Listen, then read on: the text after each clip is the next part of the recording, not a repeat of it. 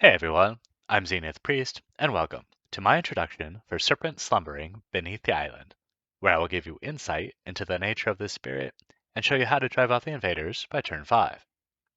Serpent is a high complexity utility spirit that also uses some defense. We start with a single presence in land 5, giving us access to most of the island. The playstyle suggests that we'll need to play slow and patient, and if playing with ally spirits, that's fairly accurate, since most of our powers must target them. However, Serpent can play solo radically different, and I'd like to showcase one such strategy here. Lying in deep slumber, Serpent is limited to the amount of presence they can have on the island.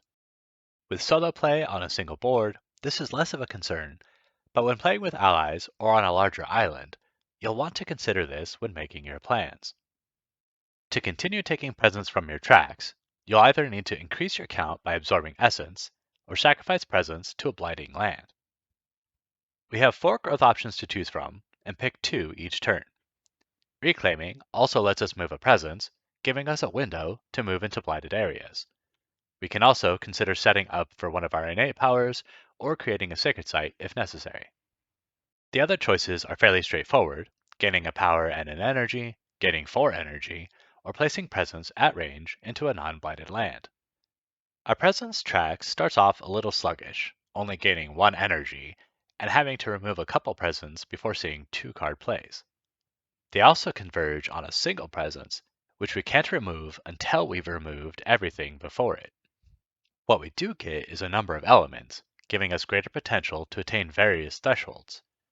Which one will depend on which powers we pick, so let's leave this for later when we have more context.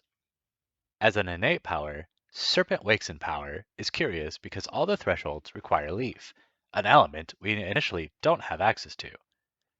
Our means for gaining Leaf, other than finding them in powers, is a couple presents in on the top track, or, because we're playing solo, we can add Leaf when we absorb our own essence. The benefits of this power scales up the utility, from gaining energy to adding presence to gaining a major power without forgetting. If playing with allies, they also gain this benefit depending on how much of their presence you've absorbed. When the Serpent rouses in anger, we can combine direct damage to buildings with extra fear and control. This scales as you gain more sets of the initial requirements, and is one of our primary means of reducing the invader's presence on our island. Our unique powers begin with the other means for reducing invaders, Elemental Aegis. On the classic board, there's at least 1 Dahan in every land type, so this power allows you to let the invaders build, destroying it with a counterattack, and still keeping the other lands safe, maybe to follow up later with Serpent Rouses in Anger. This power starts off as a solid defense card, and only gets better as you absorb Essence. Gift of Flowing Power targets another spirit, giving them an energy and the option to play an extra power or gain Fire and Water, letting them reach thresholds they wouldn't be able to otherwise, while adding an extra effect. Playing solo, we'll only be looking to reach thresholds as we break even using the card slot to gain a card slot. Gift of the Primordial Deeps grants another spirit a minor power with the option to play it or gain Moon and Mountain. This can also be useful to reach thresholds while adding to the spirit's repertoire. Finally, Absorb Essence essentially swallows presence to increase your capacity. You get 3 energy from the snack, and your ally gets any element and an energy. In this solo introduction, eating your own tail nets you 4 energy and the extra element. Putting this all together, we should be able to maintain equilibrium, with Elemental Aegis keeping up the defense, allowing Tahan to take out one build, while we take out the other as we rouse in anger. It's even possible to stay with this pattern, forcing cities to build if they wouldn't otherwise, and leveling them with Serpent Rouses in Anger, grinding out to Terror level 3. That strategy will usually see victory by turn 6 or 7. We'll start out in this direction so you can see what that looks like, but gain a major power later on to shave off those extra turns. And with that, let's get started on a demo game. As a high complexity spirit, there's no power progression tag, and I've disabled the expansions to simplify our decisions during play. Alright, let's begin. Turn 1. The invaders explore into the mountains. Our main strategy comes down to mitigating incoming damage until we find a power that lets us get ahead. Usually that's going to be a major power, So to maximize this potential, we're going to take the energy influx. We also want that second card play, as that will let us take out cities in the coming turns. Pulling presence from the bottom grants us Moon on the way to that second card play, and we're going to place it in a land that will build without a Dahan. If we're unable to, or already have presence there, instead place the presence with the initial town. If either of the initial buildings explore, place your presence there even with Dahan to keep lands from blighting too soon. Playing Gift of the Primordial Deeps, we proceed and see what comes up. Our main concern is the land about to build. Many times, we'll just gain the Moon and Earth from this power to push the town out, but there are a few alternatives.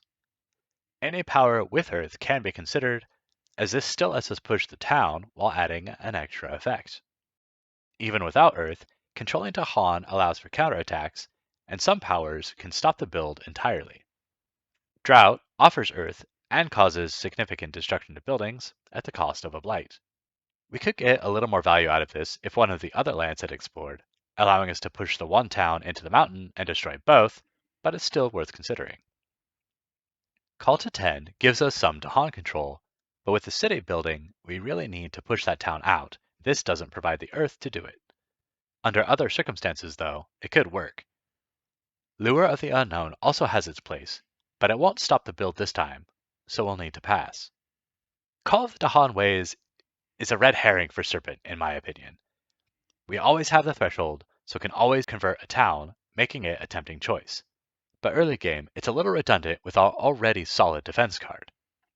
With that said, I often find myself picking this one anyway, and have occasionally found use for it mid to late game. Since many of our games won't use this first pick, I'd like to show you what that looks like, and pick Call of the Dahan Ways, even though Drought may be the better pick, giving us one less town to worry about later.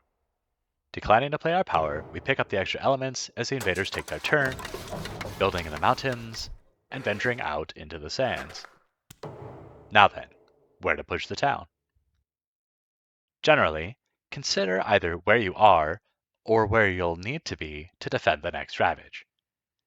If you're not having to deal with a city in this new Explore, then you can force a city to build by pushing the town there. While this is counterintuitive, we have the means to destroy a city and always gain a fear card in the process. This game, we're already dealing with a city, and will need to be in the jungle to defend both mountains, so let's push the town there. Turn 2. Until we get a major power to clean up, we'll want to focus on the current problems. In this case, the mountains and sands. By reclaiming and adding presence, we can get to both places this turn.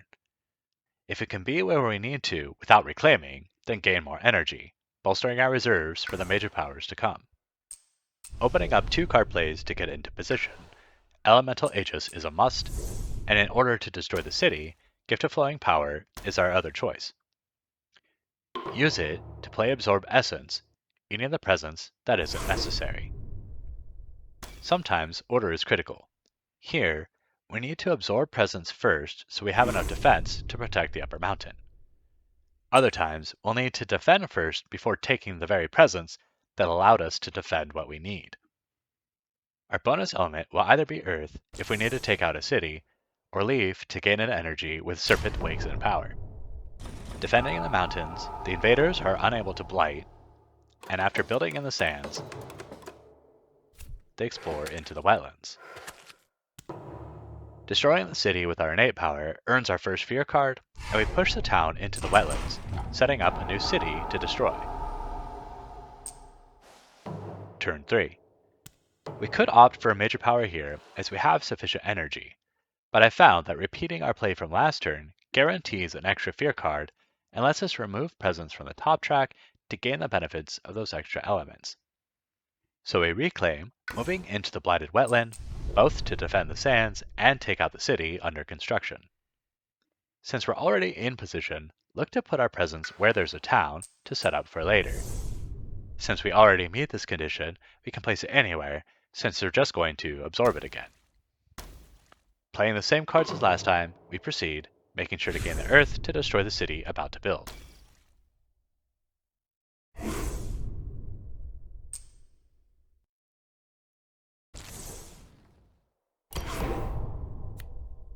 Dahan on their guard gives extra defense if we needed it before the invaders ravage it with sands, gaining our second fear card when the upper town is destroyed. After the invaders make their way back into the mountains, we can destroy the wetland city, triggering terror level 2. Because we have Dahan in place, let's leave the town there and commit to defending it next turn.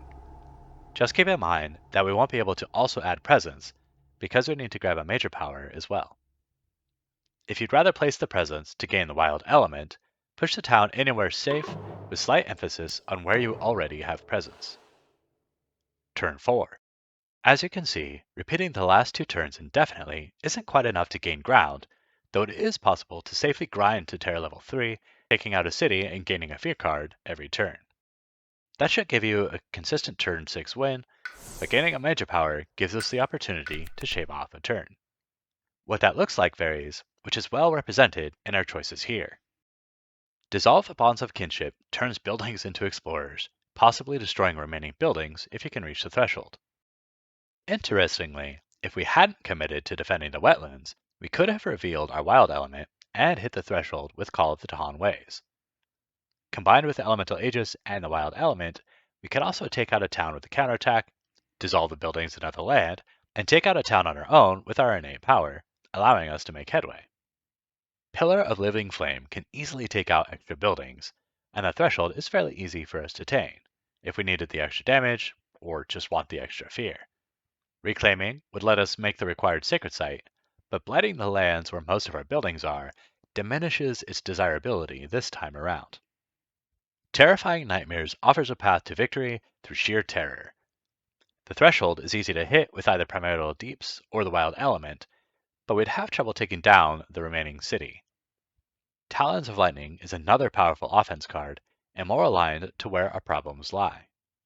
I've used each of these powers to achieve victory depending on the circumstances, and here, Talons of Lightning seems like the best option, so we take it, forgetting our unused minor power.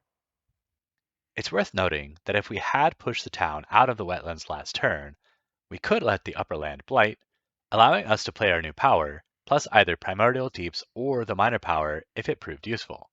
We're not always locked in to reclaiming this turn. Moving our presence to cover both wetlands, we play Talons of Lightning and Elemental Aegis. Clearing the mountains gains a third fear card to resolve this turn, potentially earning victory if we're lucky. After defending the wetlands, let's find out. Dahan and Heartened lets us move a Dahan to take out the other wetlands town.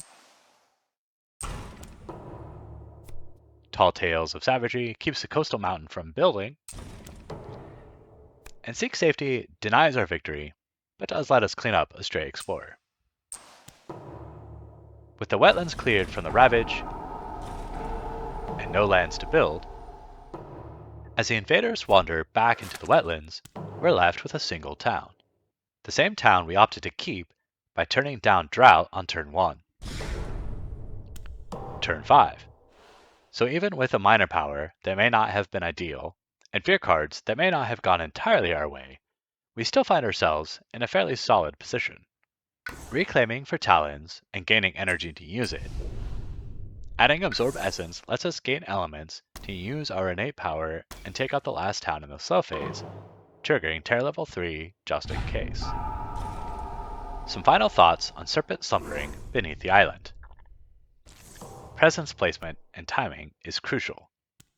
Both your offense and defensive capability has a range of 0, so make sure you are, or can get to, relevant lands. While you don't need sacred sites to function in the beginning, keep your presence close to each other so that you can make one if necessary when you gain that major power. Depending on your blight levels, consider letting land with enough to haunt blight if it means you can use other powers to tip the scales. Lastly, a further emphasis that this is strictly a solo strategy.